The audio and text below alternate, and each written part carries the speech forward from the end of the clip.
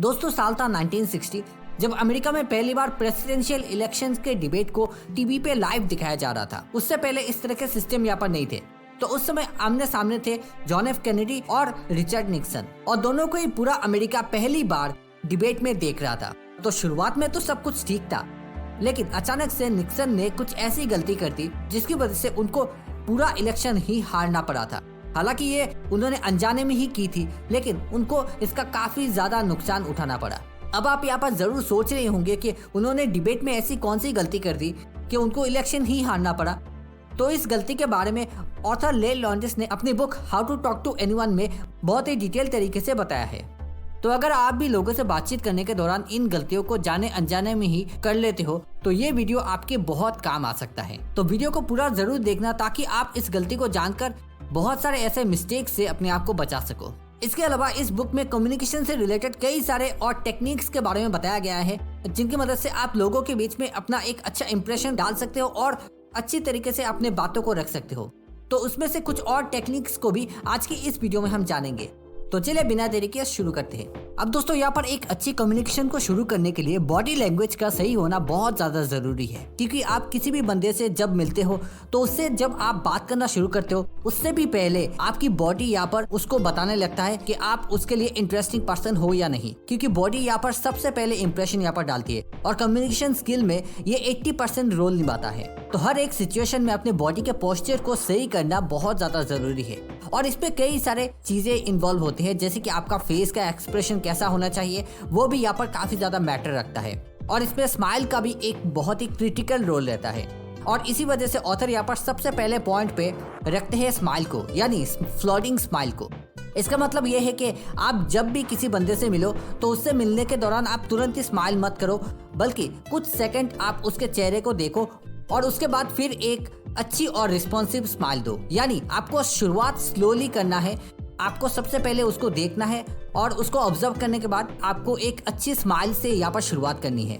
और इस स्माइल करने के टेक्निक को बहुत बड़े बड़े बिजनेसमैन और सक्सेसफुल लोग यहाँ पर अपनाते हैं। वो सबसे पहले यहाँ पर लोगों को ऑब्जर्व करते हैं और उसके बाद ही वो अपना स्माइल यहाँ पर देते हैं और इससे सामने वाले को कुछ ज्यादा स्पेशल फील होता है, क्योंकि अगर आप ऐसे ही लोगों के सामने बेवजह स्माइल करते जाओगे तो लोगों को ये आम बात ही लगेगा, लेकिन अगर आप उनको देखकर उनको अच्छे से स्माइल दोगे तो उनको कुछ ज्यादा स्पेशल फील होगा और फिर वो आपसे काफी ज्यादा कनेक्टेड भी रहेंगे। तो इस टेक्निक को आप जरूर अपना के देखो। अब यहाँ पर टेक्निक नंबर 2, स्टिकी आईज।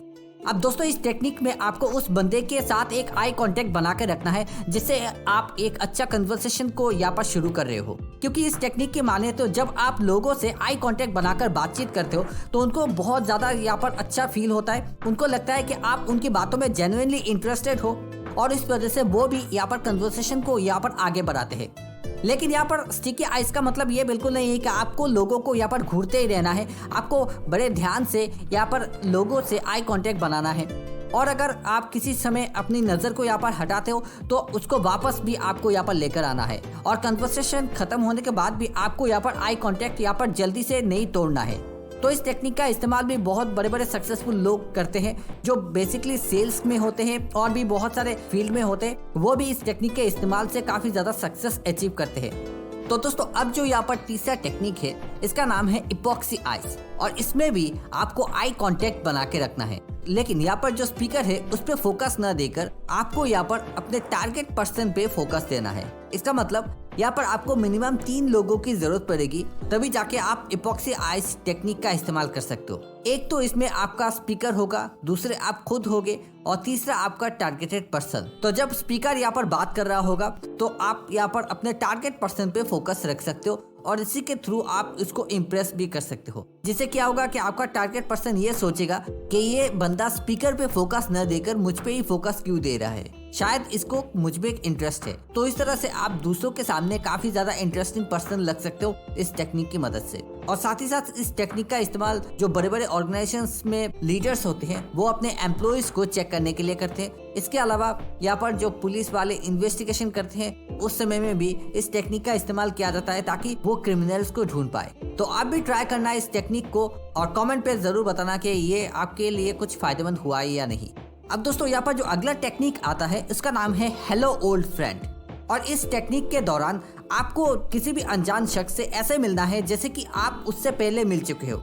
मतलब ये मान लो कि वो आपका एक पुराना दोस्त था जिससे आप बहुत सालों के बाद मिल रहे हो, जिससे क्या होगा कि आप उससे और अच्छी तरीके से मिल सकते हो जैसे कि आप अपने दोस्तों से मिलते हो, और इसकी वजह से आपका उस पर्सन के साथ एक अच्छा कनेक्शन यहाँ पर बनेगा, अच्छा एक रिलेशन यहाँ पर बनेगा। तो ऑथर यहाँ पर यही कहते हैं कि इस टेक्निक की मदद से आप बहुत ही अच्छे रिलेशन यहाँ पर क्रिएट कर सकते हो। लेकिन इसमें यह भी ध्यान देना चाहिए कि आप यहाँ पर जिससे मिल रहे हो वो एक्चुअल में आपका पुराना दोस्त नहीं है, तो आप डायरेक्टली तो उससे गले नहीं मिल सकते क्योंकि ऐसा करना यहाँ पर काफी ज्यादा खराब दिखेगा। बल्कि इस जगह पर आप उससे अच्छी तरीके से इंट्रोडक्शन कर सकते हो, जैसे कि उससे हेलो कह के आप यहाँ पर पूछ सकते हो कि वो कैसा है, और आप भी उससे मिलकर बहुत ज्यादा खुश हो ऐसा आप यहाँ पर बता सकते हो। तो इस तरह से आप जब भी किसी नए पर्सन से मिलते हो तो उसको भी काफी ज्यादा स्पेशल फील होता है और आपका उससे एक अच्छा कनेक्शन यहाँ पर बनना शुरू होता है। तो इस टेक्निक का सिंपल सा इस्तेमाल यही है कि आप जिससे भी यहाँ पर मिलते हो उससे मिलते वक्त आप यहाँ पर से जता सकते हो कि आप भी उससे मिलके बहुत ज्यादा खुश यहाँ पर हो, जैसे कि एक फ्रेंड से मिलने के बाद कोई दूसरा पर्सन यहाँ पर बहुत ज्यादा खुश होता है। अब दोस्तों यहाँ पर जो अगला टेक्निक है वो भी बहुत ज्यादा इम्पोर्टेंट या फिर क्रिटिकल है, क्योंकि अगर आप इस टेक्निक को अच्छे से जान लेते हो तो सामने वाला आपसे सच बोल रहा है या झूठ आप इसको भी पता लगा सकते हो। लेकिन अगर आप इस टेक्निक में बताए गए मिस्टेक्स को करते हो तो चांसेस है कि लोग आपको भी झूठा समझे। तो इस टेक्निक का नाम है लिमिट द फिजिट, जिसमें फिजिट का मतलब ये होता है कि जब आप बात कर रहे होते हो लोगों से या फिर डिबेट में होते हो तब आपको अपने फेस को नहीं छूना है, यानी अपने फेस पे हाथ नहीं रखना है। इसके अलावा आपको अपने हाथों को आपस में नहीं रगड़ना है, क्योंकि ये बॉडी के ऐसे साइन होते जिसको देखकर लोग यहाँ पर समझेंगे कि आप या तो झूठ बोल रहे हो या फिर आप में जरा भी कॉन्फिडेंस नहीं है इस बात को लेकर। ऐसे ही अगर आपके आंखों में जलन होती है तो आपको यहाँ पर ब्लिंक नहीं करना है। उसी तरह से अगर आपको ज्यादा गर्मी लग रही है तब भी आपको यहाँ पर अपने शर्ट के कॉलर को ढीला नहीं करना है। तो अगर आप इन सभी चीजों को अवॉइड करते हो तभी जाके आप लोगों की गलत धारणाओं से बच सकते हो। और शुरुआत में जो हमने यहाँ पर गलती के बारे में यहाँ पर बात की थी,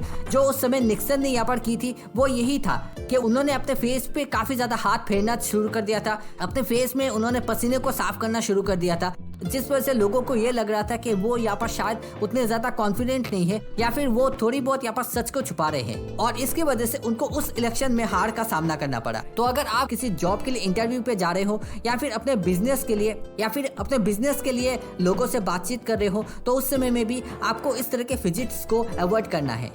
तो दोस्तों ये थे इस बुक में दिए गए शुरुआत के कुछ कम्युनिकेशन के टेक्निक्स, जिनको फॉलो करके आप भी बहुत बेहतरीन कम्युनिकेटर बन सकते हो या फिर आप भी लोगों से अच्छी तरीके से कन्वर्सेशन को शुरू कर सकते हो। हालांकि इस बुक में और भी कई सारे टेक्निक्स के बारे में बताया गया है जिनको जानना भी काफी ज्यादा जरूरी है, तो इनको आगे के वीडियो में भी हम कवर करेंगे। लेकिन यहाँ पर सबसे अच्छा होगा कि आप अगर इस बुक को पढ़ो तो आपको यहाँ पर बहुत सारी अच्छी जानकारी मिल सकती है, क्योंकि किसी भी वीडियो में उतनी अच्छी और डिटेल तरीके से किसी भी बात को रखना पॉसिबल नहीं होता। तो अगर आप इस बुक को पढ़ते हो तो आप लोगों से बातचीत करने के दौरान एक बहुत अच्छे पोजीशन में होगे और आपका कॉन्फिडेंस भी बहुत ज्यादा हाई रहेगा।